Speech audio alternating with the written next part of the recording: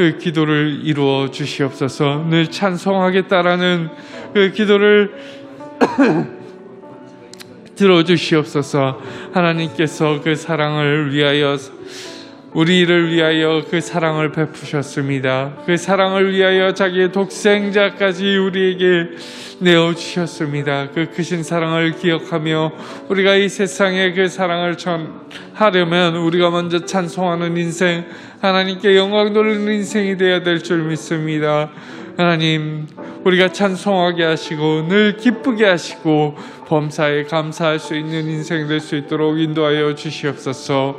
오늘도 동일한 은혜 하나님께서 부어주실 줄 믿습니다. 예수 그리스도의 이름 받들어 기도드리옵나이다. 아멘. 하나님 감사합니다. 오늘도 위로여행차 제주도에서 여행을 하고 계신 장로님들과 목사님 계십니다. 발걸음을 인도해 주시고 안전에 또 안전할 수 있도록 하나님께서 위대하신 그 오른팔을 펴사 지켜주시고 동행하여 주시옵소서. 또한 우리 성도님들 하나님 앞에 나와서 이 새벽을 하나님 앞에 올려드립니다. 하나님께서 기뻐 음행하여 주시고 늘 찬송하는 우리를 위해 보혈을 흘려주신 예수 그리스도와 삼위의 하나님을 늘 찬송할 수 있는 인생 될 수 있도록 인도하여 주시옵소서. 오늘도 늘 찬송할 수 있는 은혜를 부어주실 줄 믿사오며 예수 그리스도의 이름 받들어 기도드리옵나이다. 아멘. 오늘 우리에게 주신 말씀 신명기 보도록 하겠습니다. 신명기 4장입니다. 신명기 4장 29절부터 35절까지의 말씀. 신명기 4장 29절부터 35절까지의 말씀 우리 한 목소리로 읽도록 하겠습니다. 구약성경 267페이지에 나와 있습니다. 신명기 4장 29절부터 35절까지의 말씀 한 목소리로 읽겠습니다. 그러나 내가 거기서 내 하나님 여호와를 찾게 되리니 만일 마음을 다하고 뜻을 다하여 그를 찾으면 만나리니 이는 모든 일이 내게 임하여 환난을 당하다가 끝날에 내가 내 하나님 여호와께로 돌아와서 그의 말씀을 청종하리니 내 하나님 여호와는 자비하신 하나님이십니다. 그가 너를 버리지 아니하시며 너를 멸하지 아니하시며 내 조상들에게 맹세하신 언약을 잊지 아니하시리라. 내가 있기 전 하나님이 사람을 세상에 창조하신 날부터 지금까지 지나간 날을 상고하여 보라. 하늘 이 끝에서 저 끝까지 이 큰 일이 있었느냐? 이런 일을 들은 적이 있었느냐? 어떤 국민이 그 가운데서 말씀하시는 하나님의 음성을 너처럼 듣고 생존하였느냐? 어떤 신이 와서 시험과 이적과 기사와 전쟁과 강한 손과 편팔과 크게 두려운 일로 한 민족을 다른 민족에게서 인도하여 낸 일이 있느냐? 이는 다 너희의 하나님 여호와께서 애굽에서 너희를 위하여 너희의 목전에서 행하신 일이라. 이것을 내게 나타내심은 여호와는 하나님이시요 그 외에는 다른 신이 없음을 내게 알게 하려 하심이니라. 아멘. 미국의 그 개척시대의 이야기입니다. 그때 금광을 개발해서 큰 돈을 만진다고 해서 금광을 발견하기 위해서 이렇게 광풍이 분 적이 있습니다. 그때 당시에 젊은 청년이었던 데이비라는 청년이 있었는데 이 청년이 이렇게 자기의 과거를 회상하면서 이런 말을 했다라고 합니다. 포기하지 않으면 실패할 수는 있어도 실패자가 되지는 않는다.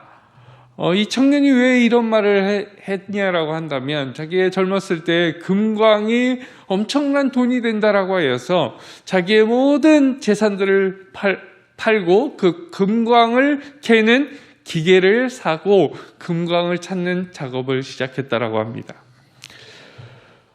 그때 당시에 고향으로 잠시 돌아와서 투자를 받고 돈이 모자라자 투자를 받으면서 그 금광 개발을 착수를 했다라고 합니다. 얼마 지나지 않아서 금맥이 발견이 됐고 엄청난 돈을 벌 거라는 기대에 그 금맥을 캐가기 시작했다라고 합니다. 그런데 그 금맥을 캐기 시작한 지 일주일 만에 갑자기 금맥이 끊겼다라고 합니다. 그럴 리 없다라고 생각한 이 데이비라는 청년은 필사적으로 파나가기 시작합니다. 하지만 모두 허사가 되었다라고 합니다. 결국 그 금광은 그가 포기하고 그 기계를 고물상의 헐값으로 넘기고 자기는 고향으로 돌아가서 다른 직업을 선택해서 살아가던 중에 갑자기 뉴스가 들려옵니다. 금맥이 터졌다라는 것이죠. 그 뉴스를 자세히 보니까 자기가 포기한 그 금광이었다라고 합니다. 이 일이 어떻게 된 일인지 수소문한 끝에 알아낸 게 그 기계를 산 고물상 그 주인이 전문가를 고용을 해서 그 데이비가 포기한 금광을 다시 조사를 했다라고 합니다. 그런데 이게 웬일인가요? 그 파기를 그만뒀던 시점에서 불과 1m도 안 되는 시점에 금맥이 발견됐다라고 합니다. 그래서 이 고물상 주인은 엄청난 거부가 되었고 자기는 그때부터 생각을 고쳐 먹었다라고 합니다. 아, 포기하지 않으면 되는구나. 그래서 이 데이비라는 청년인 새로운 직업을 갖게 됐는데 보험 판매원이었습니다. 그는 이 뉴스를 접하고 나서 생각을 고쳐먹고 나서 이 보험 왕이 되었다라고 합니다. 포기하지 않았기 때문이죠. 사랑하는 성도 여러분, 이 청년처럼 포기하지 마십시오. 하나님은 우리가 포기하더라도 우리를 포기하지 않으십니다. 우리가 고난을 만날 때 포기하는 이유가 있습니다. 그 이유는 우리는 미래를 알지 못하기 때문입니다. 한 치 앞도 5분 후의 일도, 아니 1분 후의 일도 알지 못하기 때문입니다. 우리가 지금 이곳에서 안전하게 예배를 드리고 있지만 누가 아나요? 여기에 지진이 일어나서 5분 뒤에 여기가 폭삭 무너질지. 아무도 모릅니다. 어젠가요, 주일에 뉴스를 봤는데 저쪽 아래쪽 지방에서 2.3의 지진이 있었다라고 합니다. 아무도 모를 때 우리가 자연재해로 어떻게 될지도 모릅니다. 우리가 미래를 모르기 때문에 포기를 하게 된다는 것이죠. 미래를 안다면, 미래를 알게 된다면 매일같이 저는 로또를 살 것 같습니다. 미래를 알면, 확실한 미래를 알면, 19년도에 잠깐 다른 교회 청년부 사역을 할 때 그 청년 수련회 마지막의 일환으로 우리가 도박의 무서움을 알아보자라고 해서 청년들이 자기네가 아이디어를 내고 그래서 그 과천에 있는 경마장을 갔었습니다. 경마장을 갔었어요. 근데 뭐 경마를 모르는 상태에서 갔으니까 어떻게 해야 되는지 몰라가지고 그냥 저는 뭐 바꿔주는 돈대로 해가지고 이렇게 걸었었는데 처음에 뭐 굉장한 말이 이렇게 돌더니 뭐 어떻고 설명을 해주더라고요. 그래서 제일 빠를 것 같은 뭐 초기호는 데다가 이렇게 딱 체크를 하고 얼마에 이렇게 걸고 했었는데 처음에는 딱 한 5배인가를 걸렸습니다. 1,000원을 걸었는데 5,000원을 딴 게 된 거죠. 그 다음부터는 계속 잃게 되는 겁니다. 내 감이 맞아. 내 척이 맞아 하면서 딱 걸었는데 그 다음부터는 계속 잃게 되는 거예요. 이게 도박의 무서움이구나. 그러면서 마지막에는 포기를 하게 되는 겁니다. 왜? 누가 이길지 미래를 알 수 없었기 때문이죠. 누가 이길지 알게 된다라고 한다면 그 친구한테 딱 걸었겠죠. 근데 이 친구는 마지막에 제가 걸었던 말은 우승을 밥 먹듯이 하는 애라고 소개를 해서 믿어보자 하고 딱 걸었는데 매일 중하위권에서 머물던 그 말이 우승을 하게 된 겁니다. 그래서 이거는 내게 아니다. 바로 그냥 접고 그냥 말 구경만 하다가 온 적이 있습니다. 이렇게 우리가 미래를, 한치 앞에 미래를 볼 수 없기 때문에 우리는 포기하게 되는 것입니다. 아무리 견디기 힘든 그 고난이 있어도 1m 앞에 금맥이 있다라고 확신을 하고 미래를 알 수 있다면 포기하지 않습니다. 이스라엘 백성이 오늘 본문에 그 장면이 너무나 잘 나오고 있는데요. 하나님이 우리를 포기하지 않으시는 이유가 있습니다.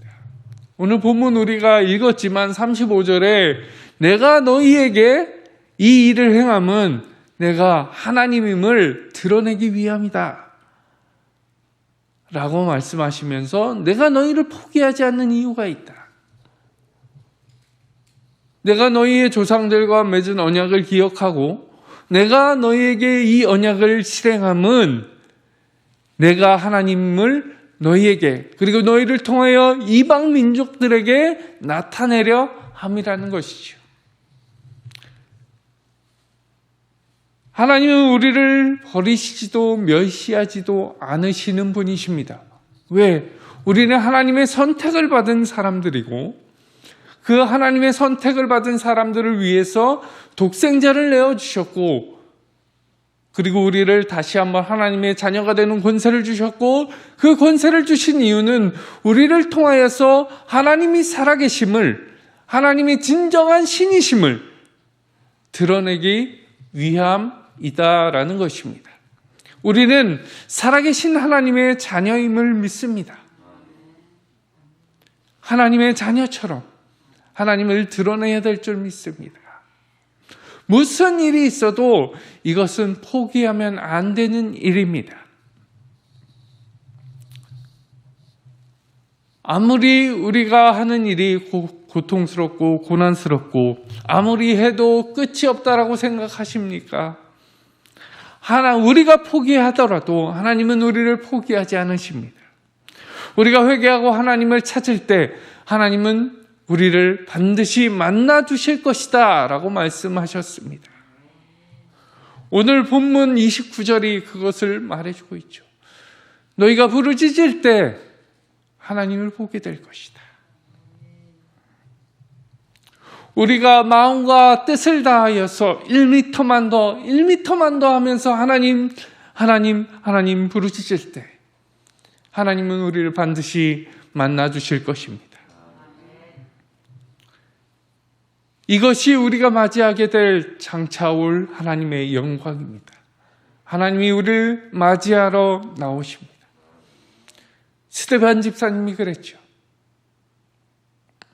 예수님께서 보좌에서 일어나셔서 스데반 집사를 만나주셨습니다. 그 스데반 집사를 때려 죽인 사울이 변화되어서 바울이 되었을 때 이 사실을 너무나 잘 알았던 사람입니다. 왜? 스데반 집사님을 보았거든요. 죽어가는 그 순간 성경에는 어떻게 나와 있냐? 천사와 같은 얼굴을 했다라고 증언하고 있습니다. 죽어가는 사람이 어떻게, 돌에 맞아서 피를 철철 흘리는 그 사람이 어떻게 천사와 같은 모습일 수 있었을까? 하나님께서 포기하지 않으셨기 때문입니다. 그리고 스데반 집사님은 그 모습을 봤기 때문에 저들을 용서해달라고 죽는 그 순간까지 예수님의 모습으로서 그들을 위하여서 희생할 수 있었던 것입니다.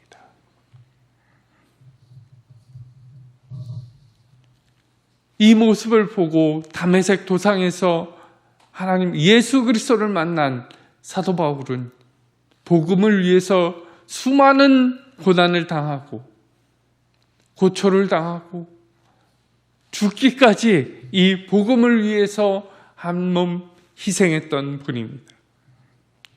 고난을 당하면서도 이 복음을 전하는 일을 포기하지 않았던 사람입니다.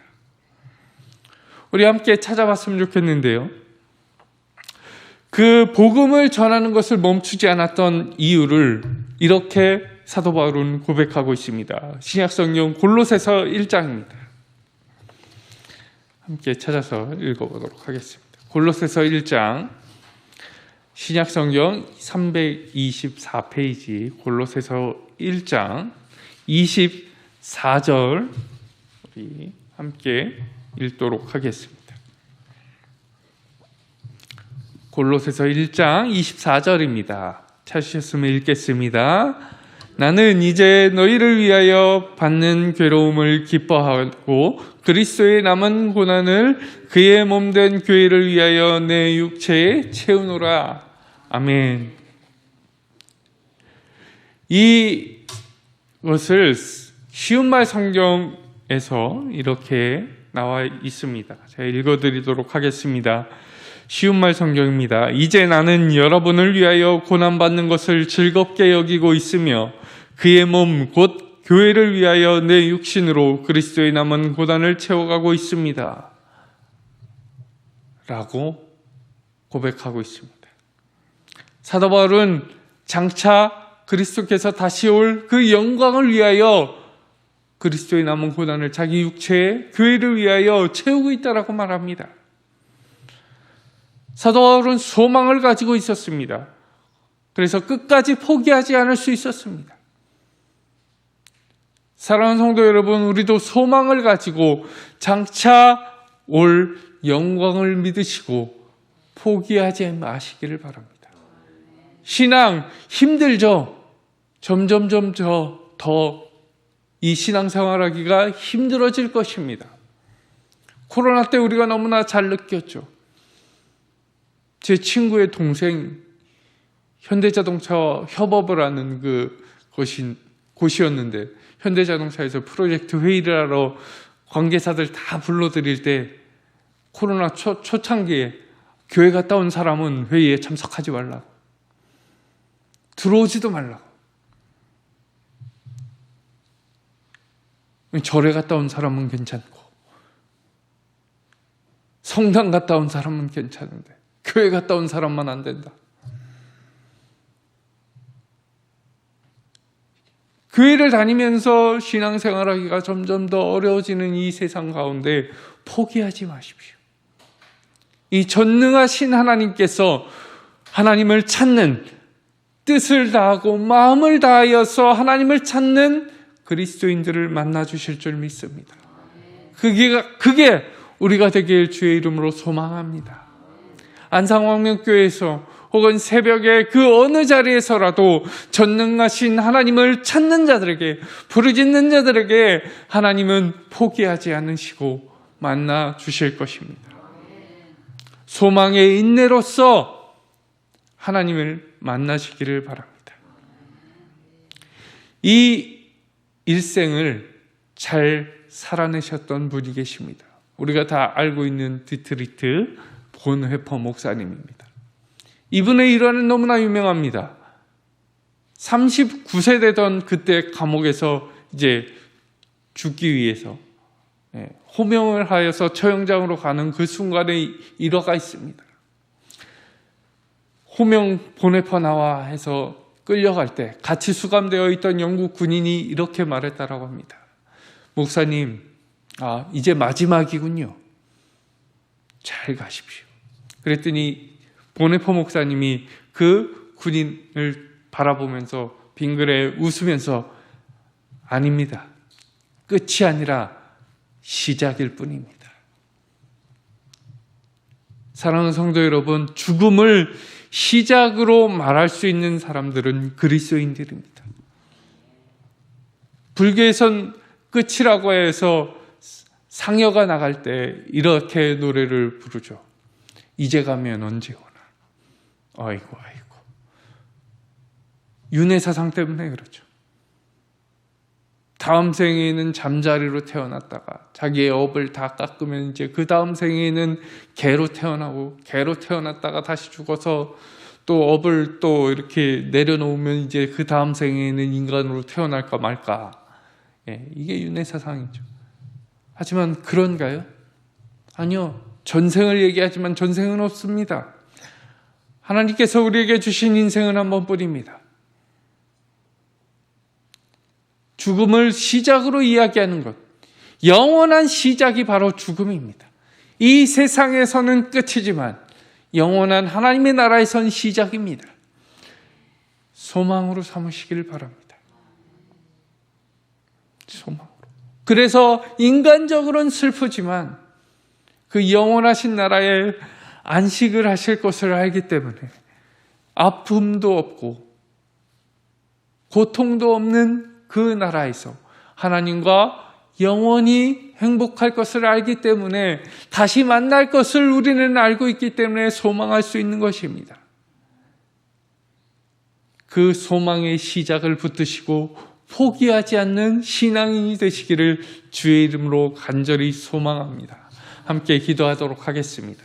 하나님, 우리가 신앙생활하기가 너무나 어려워지는 이 세상 가운데에서 우리 하나님을 믿는 이 신앙, 그리스도를 내 구주로 주인으로 모시는 이 신앙을 포기하지 않고 하나님을 찾게 해달라고 우리 주여 한번 외치고 간절히 기도하겠습니다. 주여, 하나님, 이 어려워지는 시간 가운데, 어려워지는 세대 가운데, 신앙생활을 하기 너무나 어려워지는 세상 가운데 하나님, 우리가 처해 있습니다. 하지만 포기하고 싶지만 포기하지 않습니다. 우리에겐 소망이 있기 때문입니다.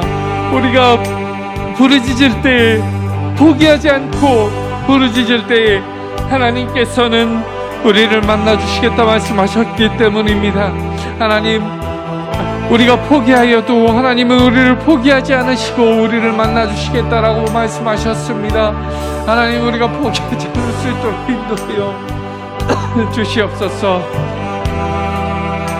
하나님, 우리가 포기할 때 하나님께서 찾아오셔서 우리에게 마음 굳건할 수 있도록, 강건할 수 있도록 찾아와 주시는 것 알고 있습니다. 하나님, 우리가 죽어도 하나님을 위하여 죽는 그리스도인 될 수 있도록 인도하여 주시옵소서. 하나님께서는 우리의 영원한 생명을 허락해 주셨기 때문입니다. 우리는 그 소망을 가지고 포기하는 신앙,